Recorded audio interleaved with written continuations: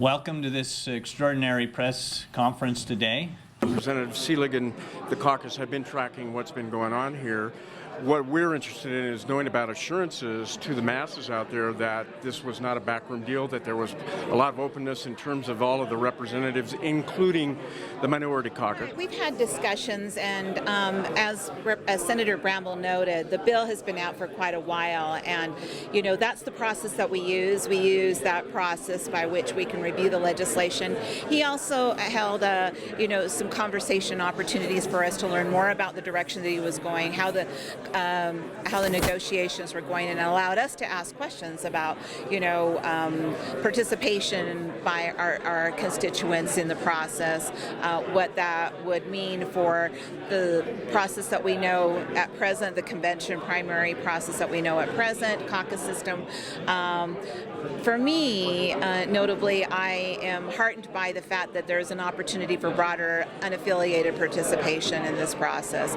Now, we as Democrats have always welcomed unaffiliated voters at our primaries and at our caucus meetings, but the fact that there are more opportunities for unaffiliated voters to participate, I'm really heartened by that. I like that component of the legislation. This will be heard in our Government Operations Committee tomorrow in the House, so at some level I'm waiting to see what that presentation is like. I want to hear from the public. I invite members of the public to come to that committee, as Senator Bramble mentioned. That's their opportunity to testify and to weigh in on the components of the bill that they like, that they don't like. But this is our part of the process. Our part of the process is to look at things within committee, to listen to our constituents, and to vet the components of the bill appropriately. But I think there's some good stuff in this legislation that I think takes some of the great components of Count My Vote and then augments it and actually improves upon some of the components in the original initiative. So, I'm going to follow the process the way we always do, which is listen to our constituents, vet the legislation, and then vote accordingly. When the bill was introduced by Senator Bramble, and you first put it on your personal radar, what were your initial concerns? Well, obviously my initial concerns relate to the initiative process. I'm a very strong believer in our constitutional right for the people to petition their government. So I wanted to make sure that that wasn't necessarily being circumvented. Now, that being said, part of the initiative process is also to pressure existing structures and existing frameworks to come up with better solutions.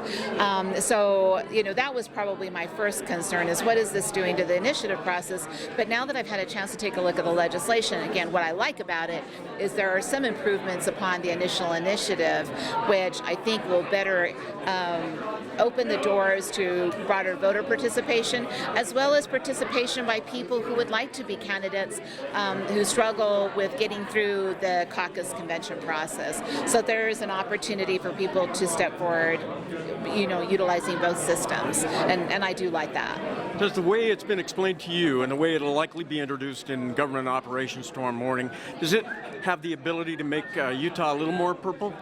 I would hope so.